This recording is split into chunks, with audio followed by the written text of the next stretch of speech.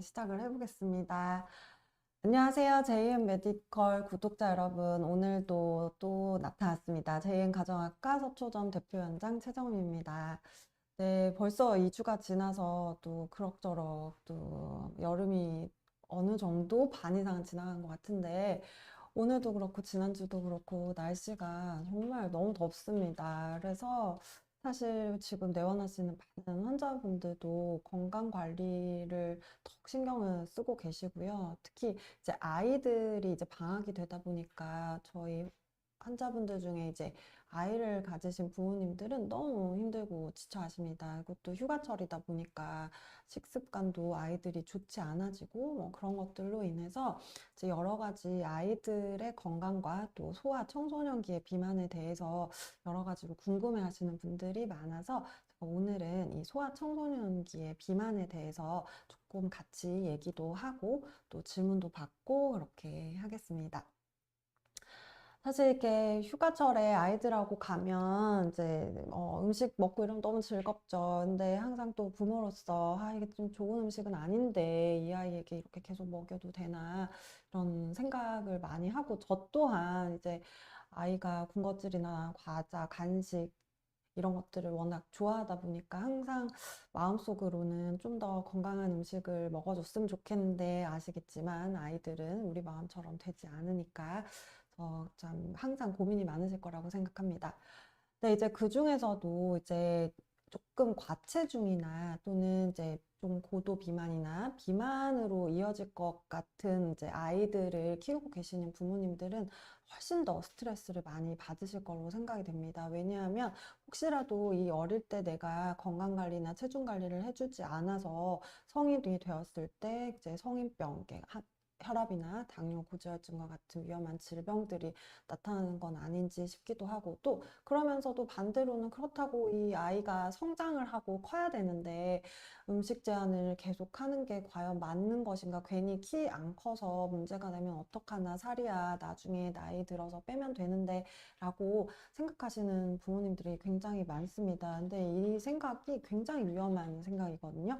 그래서 보통은 우리가 소아 비만을 정의를 하고 있고요. 그 정의에 맞게 요즘은 초등학교에서도 이제 그 비만을 분류해서 어린아이들이 이제 청소년 성인 비만으로 가지 않도록 국가에서도 이제 비만율을 어릴 때부터 측정을 합니다.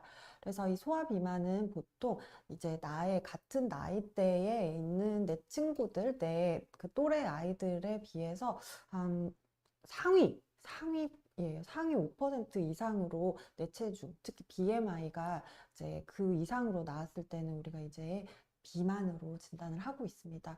그래서 왜 저도 어릴 때 학교에서 이런 체중을 조절했고 또 요즘까지도 저희 아이도 보면은 학교에서 이렇게 검진해가지고 가지고 오는 걸 보면은 이제 비만율이나 키 성장 이런 것들이 이제 또래 평균에 비해서 어느 정도인지를 분석해서 알려주는 결과지를 주고 있어요. 이럴 때 그런 결과지를 보고 뭐 아직 어리니까 크면 다 빠질 거야 라고 생각하셨다가 이제 중학교, 고등학교 때 저한테 왔는데 이미 당뇨나 고지혈증이 중학교, 고등학생인데도 나타나는 경우가 있었습니다. 그리고 또 다른 것보다도 이런 성인병보다도 이게 이제 체중이 자꾸 늘게 되면 에너지 대사가 잘 안 되고 있기 때문에 이제 아이들이 쉽게 피곤해지고요. 또 이제 중학교 때는 이제 사춘기가 시작되면서 이제 나의 성격이 이렇게 형성되는 시기인데 이제 초등학교나 어린 시절에 이런 지방 세포 관리나 음식 조절의 식욕 관리나 이런 것들이 대사유 관리가 잘 안 됐을 경우에는 이제 중학교 때 내 의지로 체중을 감량하지 못하게 되면서 이제 외모에 신경을 쓰는 나이가 되다 보니까 오히려 성격까지도 조금 이렇게 소심해지고 자신감이 떨어지는 경우가 많기 때문에 더더욱 이 체중 관리, 비만 관리는 반드시 하시는 게 어릴 때부터 중요합니다. 그래서 제가 오늘 시간을 통해서 소아비만, 청소년 비만은 원인이 어떤 것들이 있고, 그러면 이러한 아이들을 어떻게 비만 관리를 집에서 할 수 있는지, 그리고 혹시라도 이 과체중이나 고도 비만이 건강에 위협이 될 정도로 우리 아이가 너무 많이 먹고 식욕 통제가 안 된다라고 보이시고, 또 잠을 못 자거나, 애가 피로도가 높다 하면은 이제 어떻게 주치의 도움을 받아서 아이에게 조금 더 건강을 선물할 수 있을지에 대해서 오늘 영상을 통해서 간단히 설명드릴 테니까 오늘 영상을 좀 끝까지 봐주시기 바라겠습니다. 그리고 중간중간에 질문 있으시면 이제 질문도 올려주시면 제가 그때그때 답변을 드릴게요. 소아 비만은 이제 성장기에 많이 나타나는데요. 예전에는 사실 소아 비만이라고 하는 것이 정의가 잘 없었어요. 근데 요즘은 음식의 종류가 굉장히 다양해지면서 칼로리가 높거나 이제 탄수화물의 비중이 높은 음식들을 아이들이 많이 접할 수 있게 됐습니다. 특히 편의점에서 파는 여러 가지 음식들이 사실은 당도도 높고 탄수화물 비중이 굉장히 높기 때문에 이게 이제 아이들의 체중을 증가시키게 되는 원인이 되기도 하고요. 그리고 두 번째는 이제 모든 이런 좋은 식재료들이 이제 대량 생산을 하다 보니까 이제 이런 큰 영양소들을 분해할 수 있는 미세 영양소들이 아이들이 먹는 음식 속에 이제 충분하지 못한 경우가 현대 사회는 되게 많습니다. 이렇게 되다 보니까 이제 탄수화물, 단백질을 어느 정도 먹고 이게 분해할 수 있는 조효소들도 충분히 몸에 들어와 줘야 되는데 그러지 못하니까 이 큰 영양소들이 분해되지 못해서 만성 피로가 되고 또 이렇게 분해되지 못한 그 물질들은 이제 지방으로 저장이 되면서 이제 악순환의 고리로 빠지게 됩니다.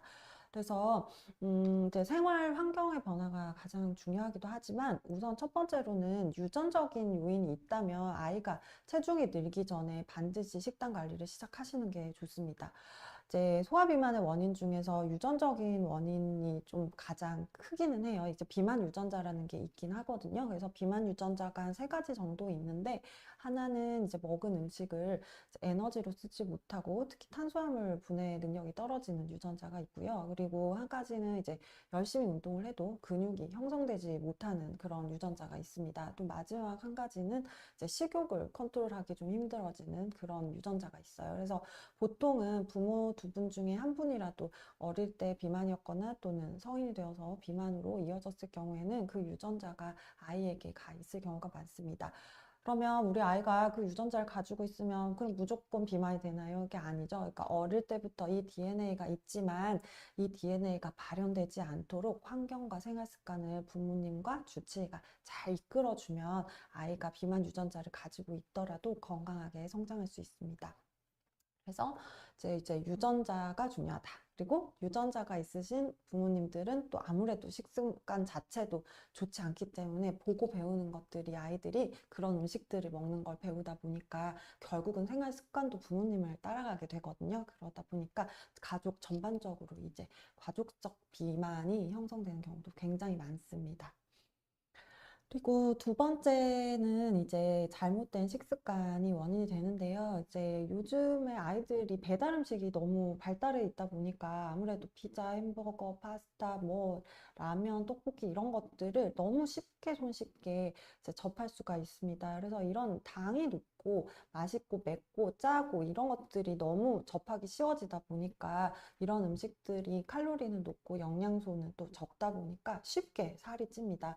그리고 이렇게 체지방이 늘어나면 예전에 제가 영상에서도 좀 설명드렸지만 이제 체지방이 늘어나면 늘어날수록 이제 식욕을 조절할 수 있는 호르몬이나 신경전달 물질이 더 안 좋은 방향으로 가면서 오히려 살은 쪘는데 식욕은 더 통제가 되지 않아서 아이가 스스로 자기의 음식을 통제하지 못하는 격까지 가면서 이제 자괴감에 빠지고 이제 나는 이제 살을 빼보려고 아무리 노력을 해도 음식 앞에서 이제 또 무너지고 그러면서 아이가 자존감을 떨어뜨려지는 경우가 많기 때문에 이제 초기에 생활 습관이나 식습관을 통해서 애가 먼저 체중이 늘어버려서 이제 식욕 조절까지 안 되고 그로 인해서 병이 가지 않도록 관리를 하는 게 좋습니다. 그래서 어머님들도 우리 아이가 이제 체중이 좀 느는 것 같다 하면은 반드시 이제 공부를 같이 저희 채널도 좀 보시고 이렇게 라이브 방송도 보시면서 우리 아이에게 도움이 될 수 있는 게 뭐가 있는지를 좀 확인하시는 게 좋을 것 같습니다.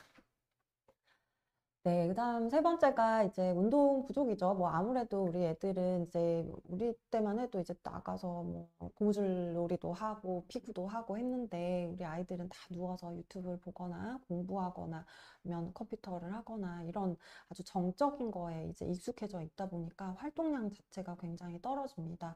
특히 코로나 시기에는 아이들이 외출도 잘 못했기 때문에 그때 당시에 이제 어린아이들이 비만으로 이제 발전된 경우가 굉장히 많았어요. 그래서 사실은 아이들의 운동 습관도 어릴 때부터 시작을 하는 게 참 좋습니다. 그러니까 일주일에 한 번에서 두 번 정도는 같이 엄마 아빠랑 자전거를 탄다거나 또는 집에서 뭐 윗몸 일으키기든 이런 어떤 잔잔하게 습관을 하나씩 만들어주는 것도 굉장히 중요할 것 같습니다. 그리고 이제 마지막으로 이제 이런 여러 가지 원인들 중에서도 이제 스트레스가 가장 큽니다. 사실 이제 중고등학교 아이들은 우리가 학업 스트레스가 예전보다 훨씬 높아졌기 때문에 이제 공부하는 시간도 굉장히 늘었고, 그 공부하는 시간도 늘다 보니까 먹는 시간들을 잘 챙겨 먹지 못하다 보니까 그로 인해서 더 이제 체중 관리가 안 되는 경우가 많고요.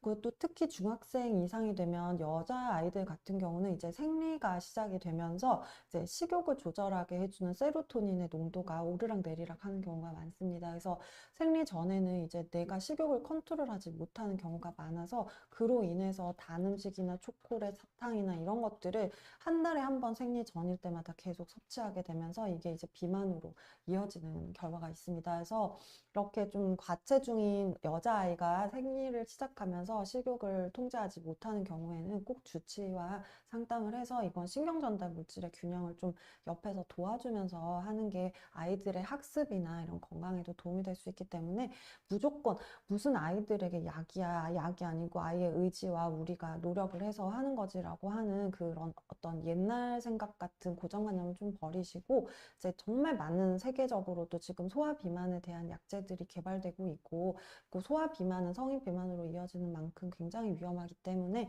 오히려 성인 때보다 소아 때 더 경각심을 가지고 병원에 방문해서 전문가에게 맡기는 것이 중요합니다.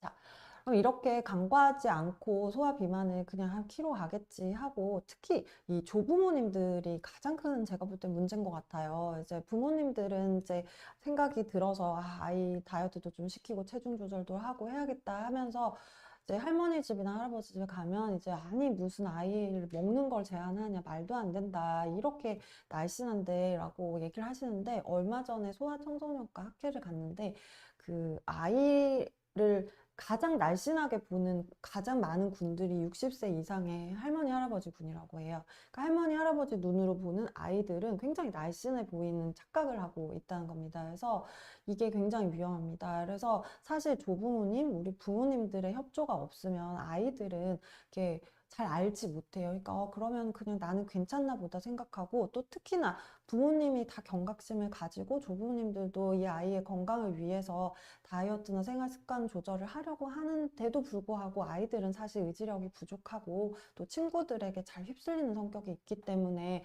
가뜩이나 잘 안 되는데 부모님이나 조력자들마저도 그냥 그렇게 의지가 없으면 이 아이는 그냥 그렇게 고도비만으로 이어질 수밖에 없습니다.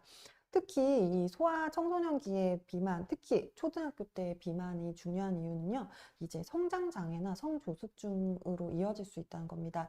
왜냐하면 음, 예전에 제가 좀 설명드렸는데 체지방이나 체세포의 수가 늘어나면은 그 체지방이나 체세포에서 나오는 여러 가지 미세염증이나 그 호르몬 비슷한 이런 화학 물질들이 나쁜 지방들에서 나오게 돼요. 그러면은 이걸 우리 몸은 호르몬이라고 인식을 하고 진짜 여자애들 같은 경우에는 난소에서 내가 굳이 호르몬을 분비할 필요가 있나? 또는 호르몬이 여성 호르몬으로 인식되면서 오히려 초경을 하게 되는 빨리 조기 이제 생리를 하는 경우가 있고요. 남성 아이들 같은 경우에는 남자아이들 같은 경우에는 이제 남성 호르몬 테스토스테론은 이제 적어지고 오히려 여성 호르몬과 비슷한 물질들이 체지방에서 나오다 보니까 또 오히려 이제 성기능이나 이런 성 그런과 관련된 그런 것들이 남성성이나 이런 것들이 좀 늦게 발달하는 경우가 굉장히 많습니다. 그래서 이제 사실 우리가 아이들이 건강하게 자라서 임신과 출산도 하고 좋은 가정을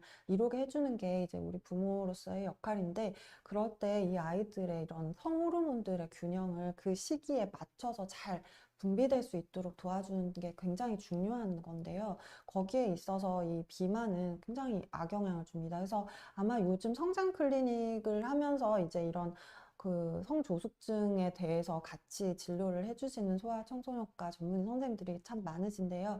그래서 성장 치료를 하면서 아이가 비만이면 또 이제 비만을 좀 더 전문으로 하고 있는 주치의와 함께 이제 같이 겸비해서 치료를 하면서 아이가 이제 건강하게 살도 빼고 또 성장도 잘 유지할 수 있도록 도와주는 것이 중요합니다.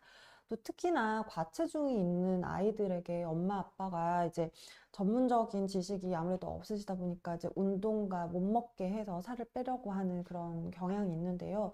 근데 그것은 굉장히 위험합니다. 왜냐면 아이들은 꼭 뼈의 성장뿐만 아니라 여러 가지 세포나 이런 신경 전달 물질이나 신경 세포들이 성장해 나가고 면역력도 성장해 나가고 있는 상황이기 때문에 이제 칼로리를 심하게 제한을 하고 운동을 많이 시켜서 다이어트를 하면 이런 성장이나 재생에 문제가 되면서 아이들이 오히려 비만과는 또 별도로 다른 질병이 발생할 수 있습니다. 그래서 아이에게 맞는 이제 어떤 음식이 중요한지 칼로리를 제한하는 다이어트가 아니라 좋은 식단을 계속적으로 관리를 해서 식습관을 변경해 주는 게 좋고요. 그리고 체중이 줄어나갈 때까지 과체중인 아이들에게 너무 무리한 운동이나 달리기를 시키면 아이들은 이 관절에 무리가 갈 수 있어서 이렇게 뼈가 아직 잘 휘어질 수 있는 나이기 때문에 이렇게 곱게 성장하지를 못하는 경우도 많습니다. 그래서 또 무리한 운동이나 무리한 식단 관리를 시키시는 것도 굉장히 위험하니까 우리 아이를 주치의와 함께 얘기를 하셔서 어떤 식단이 맞는지 이 아이가 왜 체중이 늘었는지에 대한 원인을 정확히 아는 것이 중요합니다.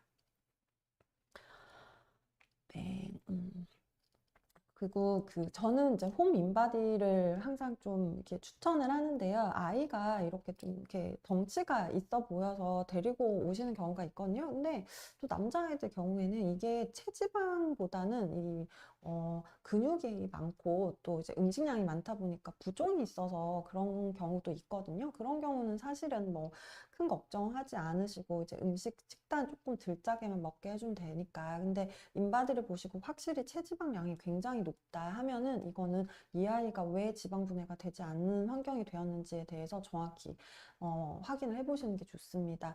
근데 보통은 제가 볼 때 청소년기에 체지방이 늘어나는 아이들의 가장 큰 특징은 원인이 두 가지인데요. 하나는 에너지 공장의 효율이 굉장히 낮아져 있는 경우입니다. 그러니까 다른 친구들은 에너지 공장이 막 되게 한 수십억 개가 있는데 이 친구는 수십억 개가 있지만 각각이 일을 잘 못하게 되어 있어서 같은 양을 먹어도 더 살이 찌고 있는 경우가 많고요.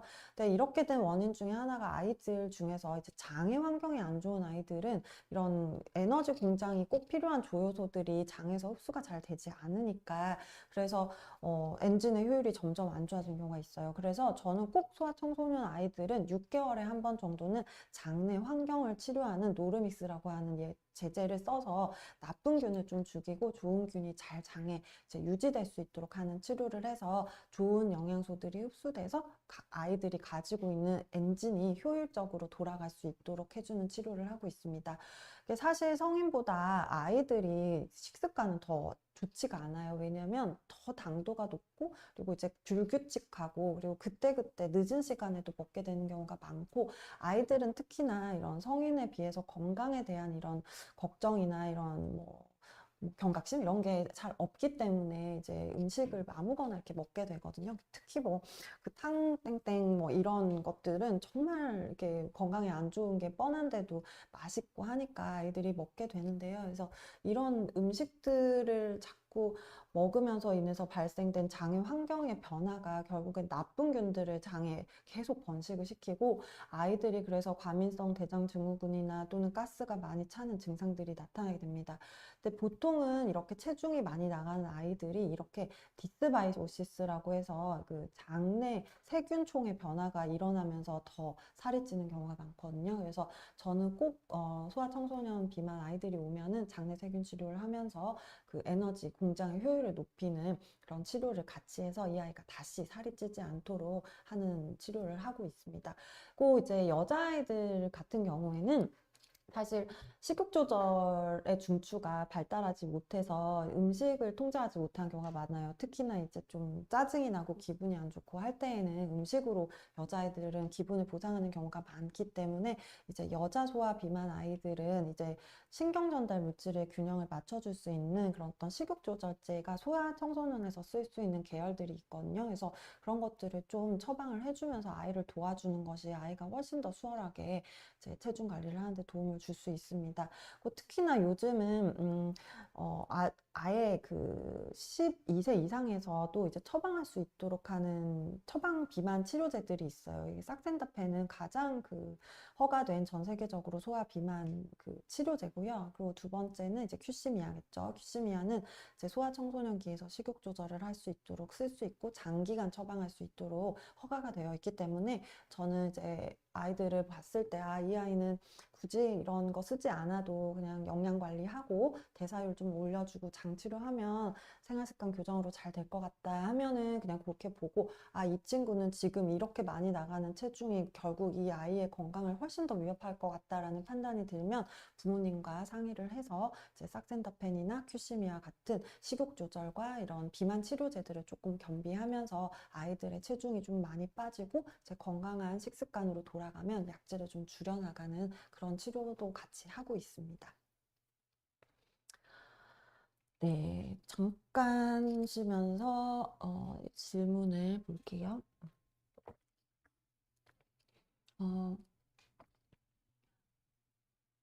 어, 성조숙증의 남아가 여아처럼 유방 발달까지 이런 경우 굉장히 많죠. 그래서 전문가의 도움을 받는 다이어트를 하는 게 확실히 도움이 될까요? 예, 맞습니다. 이게 남자의 경우에는 이제 좀 약간 이렇게 여자아이들처럼 유방이 이렇게 나와 있고 살이 찌면 그렇게 보이면서 이런 대퇴부나 이제 배 아래쪽 그런 사타구니 쪽으로 그러니까 지방이 많이 쌓이면서 이제 상대적으로 이제 그런 아이들의 기관들은 좀 약간 작아 보이고 전체적으로는 굉장히 비만하고 팔다리는 얇아지고 이런 남자아이들이 많거든요. 이런 경우는 특히나 대사증후군으로 갈 수 있는 위험도가 높기 때문에 반드시 무조건 운동시켜서 살을 빼려고 하시거나 또는 못 먹게 해서 살을 빼시거나 이제 사이만 나빠지잖아요. 아이들하고. 그러니까 그럴 때는 오히려 전문가에게 넘겨서 선생님하고 둘이 같이 의논을 하면서 체중을 조절하는 게 좋아요. 저도 보면은 중학교 남자아이들 이렇게 좀 고도비만이어서 엄마가 재환자였다가 이제 아기를 데리고 오는 경우가 많은데 이제 그럴 때 남자아이들이 보통 엄마랑 같이 오면 뭐 그냥 심드렁해요. 보통의 남자아이들의 특징이죠. 나는 어디 여긴 누구 나는 왜 끌고 왔나 이런 표정으로 하고 엄마가 말하는 거에는 전부 반대로 대답을 하거든요. 근데 이제 나중에 그 친구와 제가 둘이서만 이제 진료를 보면서 나아가 보다 보면은 엄마가 아시는 것보다 아이가 훨씬 더 의지력이 있고 엄마가 생각하는 것보다 훨씬 더 똑똑한 경우가 굉장히 많았어요.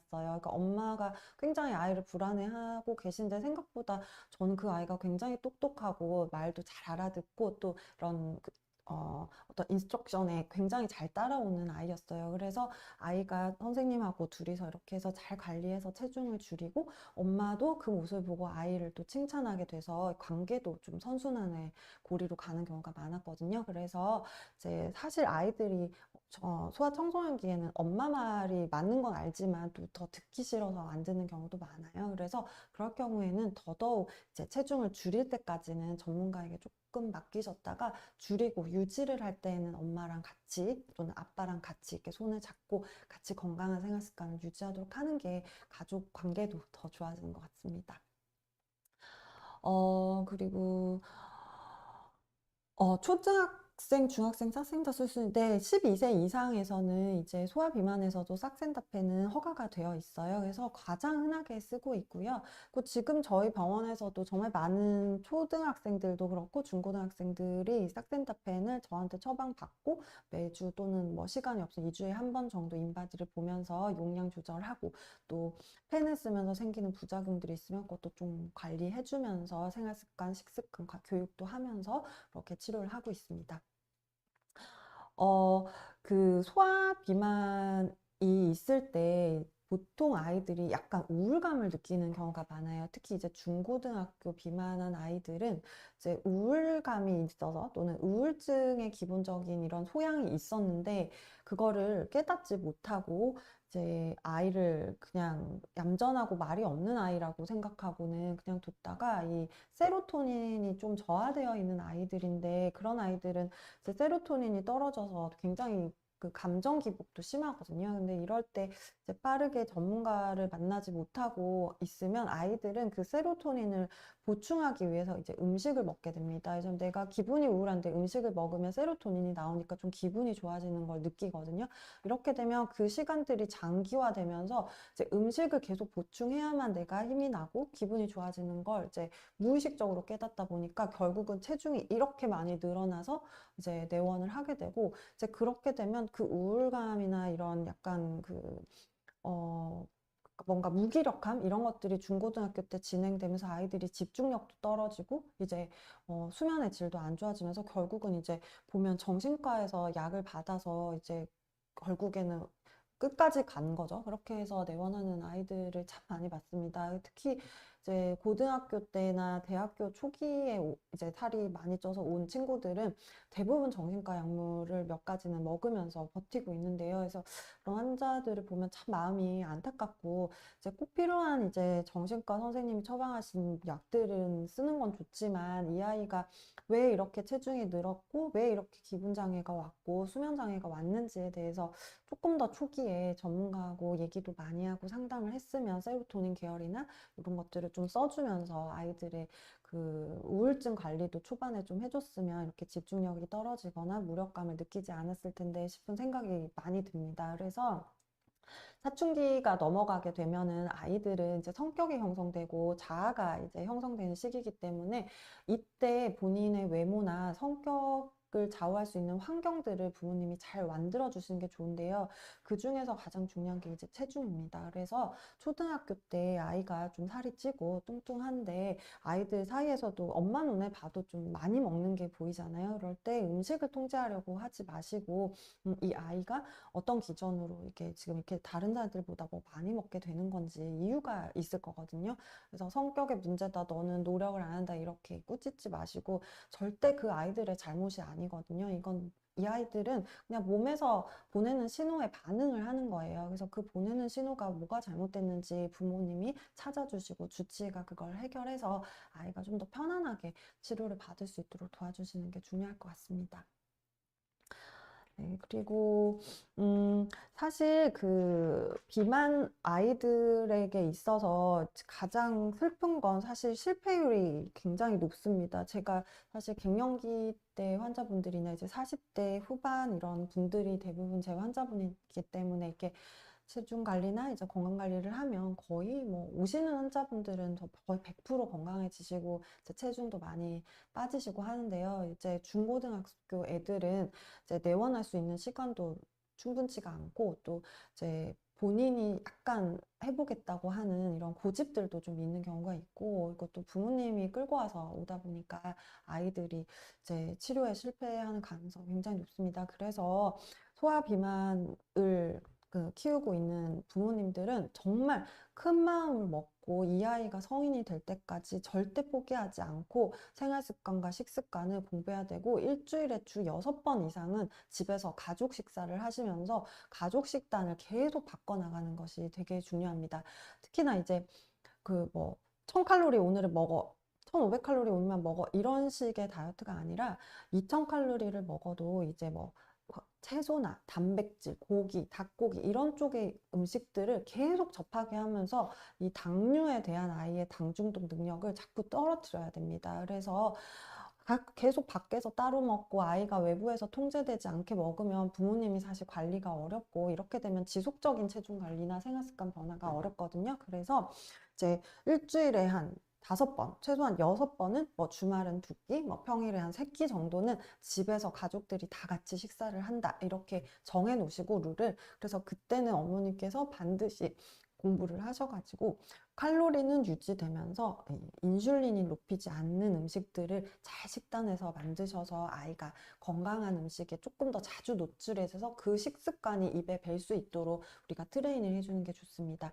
그 특히나 이제 가공식품들은 친구들하고 만날 때는 어쩔 수 없으니까 너무 극단적인 통제를 하는 건 아이가 너무 스트레스를 받으니까요. 최소한 나하고 있을 때, 집에 있을 때, 부모님과 같이 있을 때에는 되도록이면은 이런 가공식품보다는 이제 좀 만들어서 또 같이 요리를 하면서 만들면 아이가 좀 더 재밌어 하거든요. 그래서 저희 아이도 이제 요리하는 것들을 좋아해서 보면은 본인이 이렇게 만들면서 하면은 오히려 더 잘 먹는 경우도 있더라고요. 그래서 이렇게 조금 관계를 잘 유지하시면서 식습관 교정을 해 나가는 게 좋을 것 같습니다.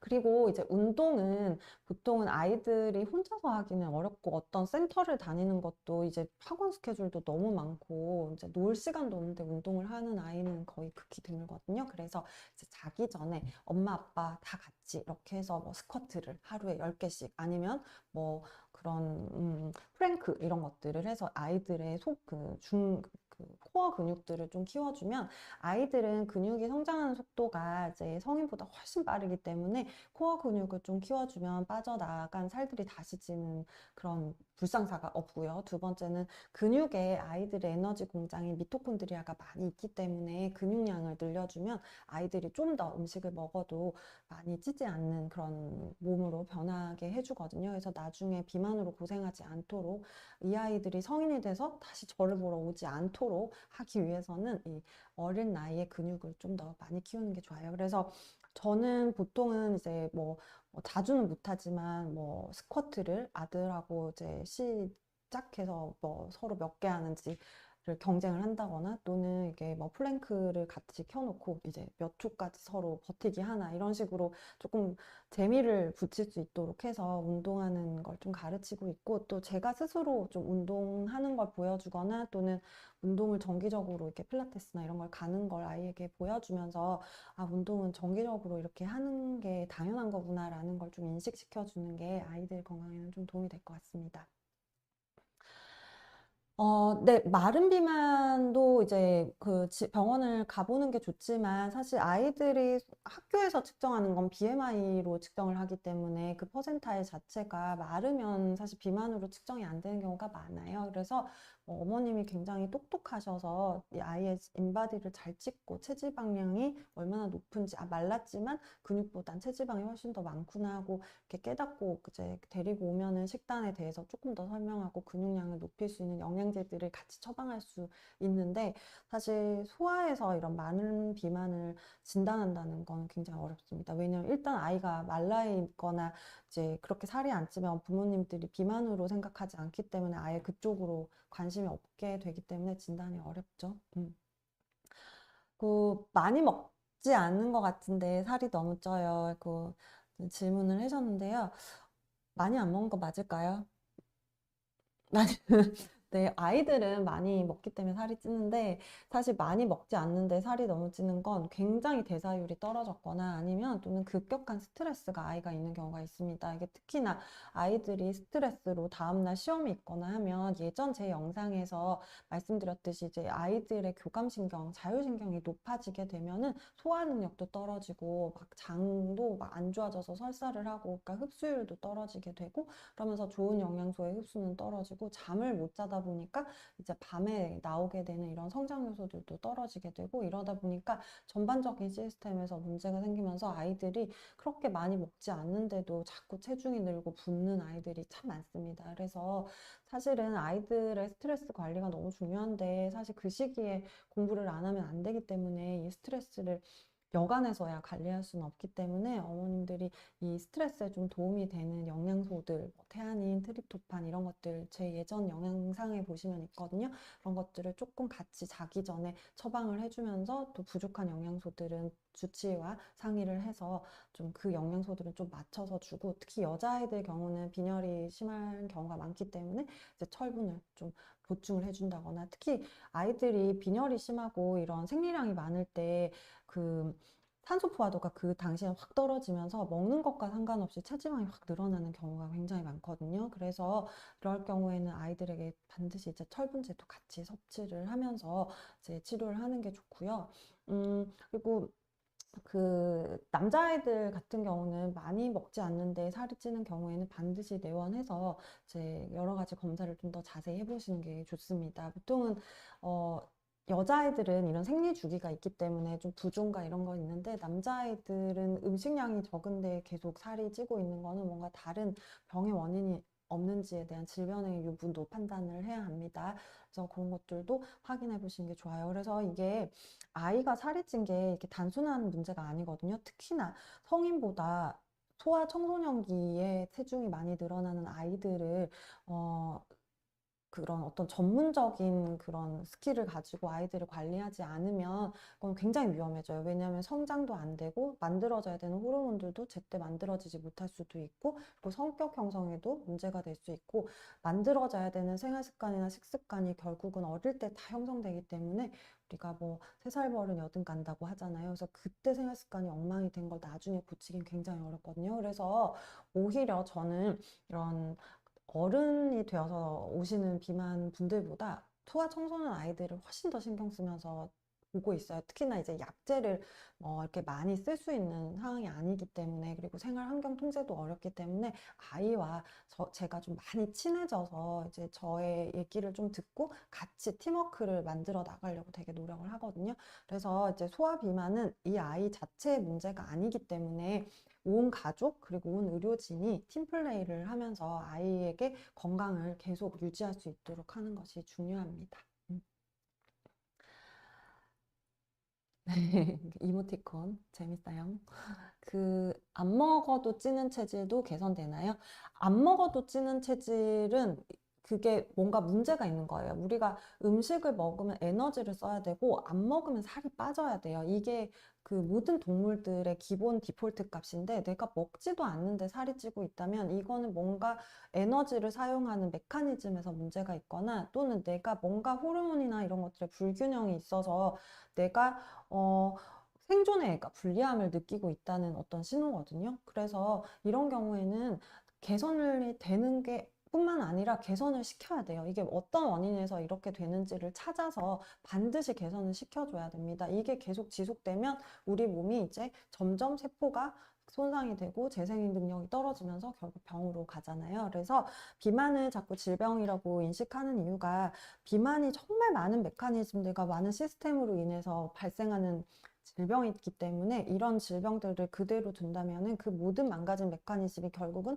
질병으로 이어지게 되잖아요. 그래서 비만이 질병과 정상 사이에서 나타나는 어떤 그런 워닝 사인이라고 보시면 될 것 같습니다. 그래서 이렇게 체중이 늘고 있는 워닝 사인을 줄 때에는 이 세포 단위에서 이제 몸이 뭔가 밸런스가 깨지고 있으니까 나 좀 해결해 라는 뜻이기 때문에, 이거는 세포 단위에서 처방을 할 수 있는 이제 의사들의 교육이 좀 더 필요할 걸로 생각됩니다. 네, 그리고 네, 명이라고 말씀해 주셔서 감사합니다. 아직 부족하지만. 네, 그래서 사실 아이들 비만에 대해서 이렇게 조금 설명을 드리고 있는데요. 사실 성인보다는 설명할 게 계속 반복돼요. 왜냐하면 아이들은 쓸 수 있는 약제가 정해져 있고, 그리고 모든 아이들이 대부분 비슷한 원인들이 많고, 그리고 생활 습관과 부모님의 협조가 가장 중요한 1번 치료이기 때문에, 사실 부모님께 하는 잔소리처럼 들리는 오늘은 라방이긴 한데, 제가 너무 안타까워서 이렇게 소아 비만, 청소년 비만에 대해서 한번 라방을 하기로 잡아봤습니다.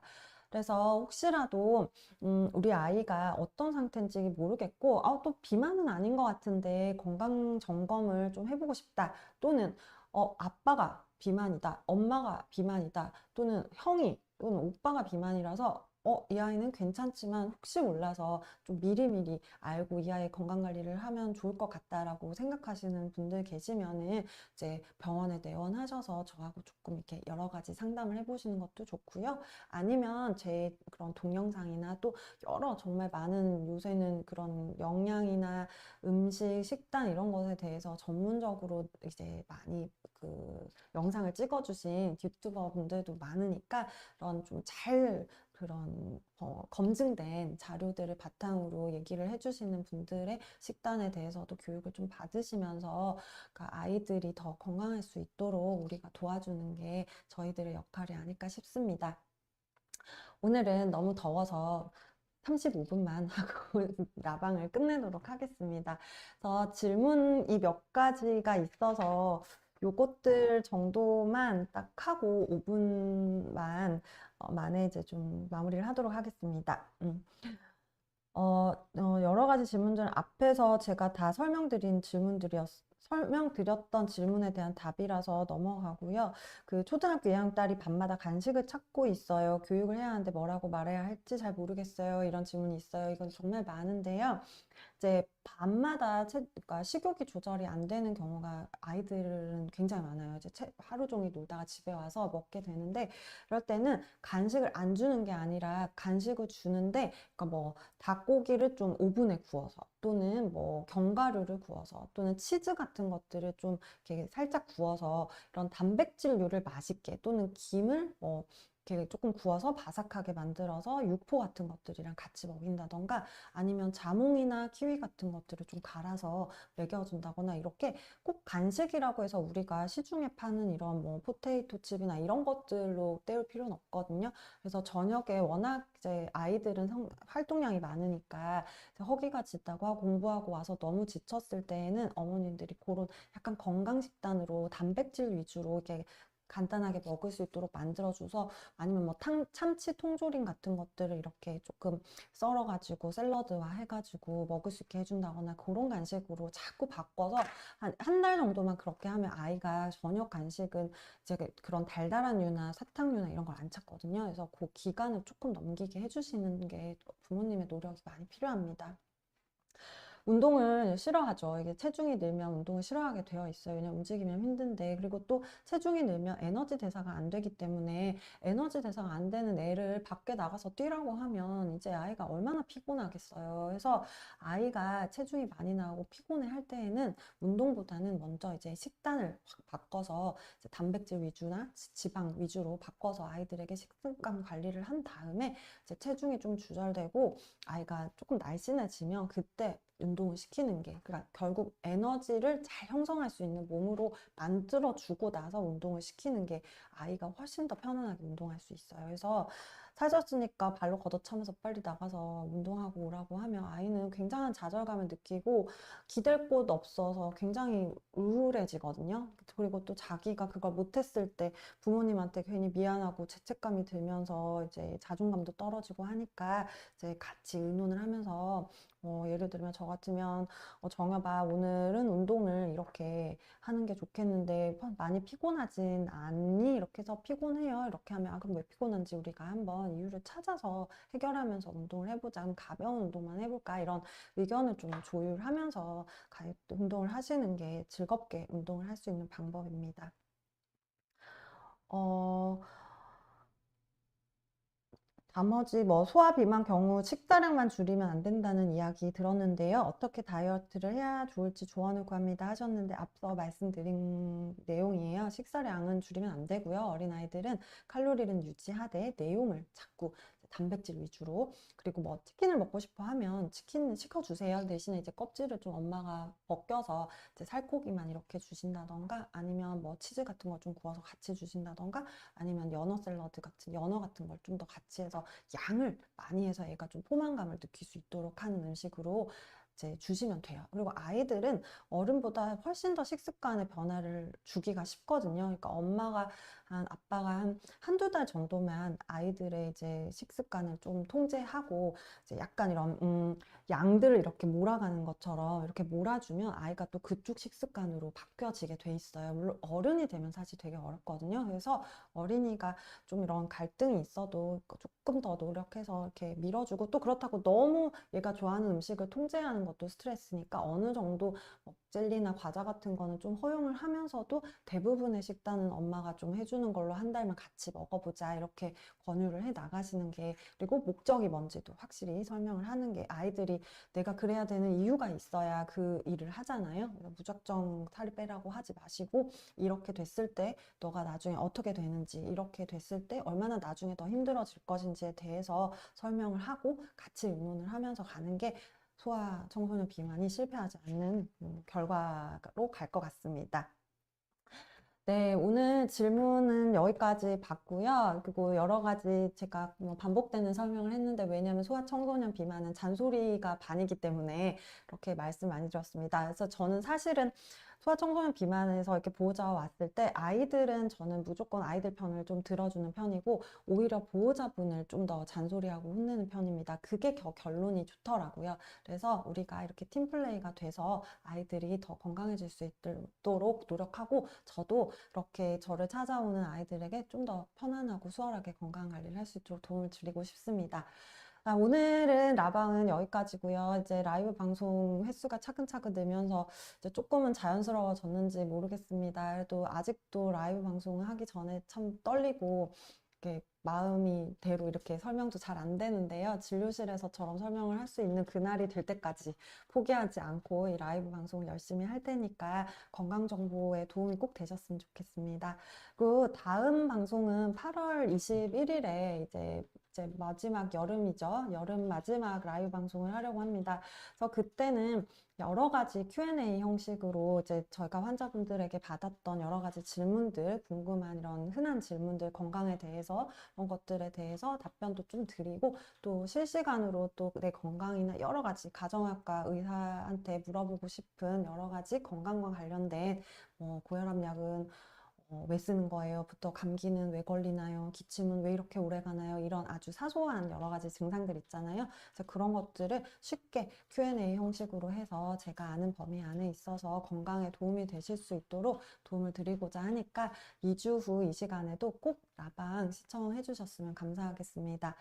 오늘도 끝까지 시청해 주시고 늦은 시간에 라방을 시청해 주신 구독자 여러분들께 감사드리고, 그리고 항상 저를 믿고 영상을 봐주시는 구독자 여러분들과 그리고 제 환자분들께 진심으로 감사드립니다. 더 좋은 주치의가 되도록 노력하겠습니다. 오늘도 좋은 밤 되세요. 감사합니다.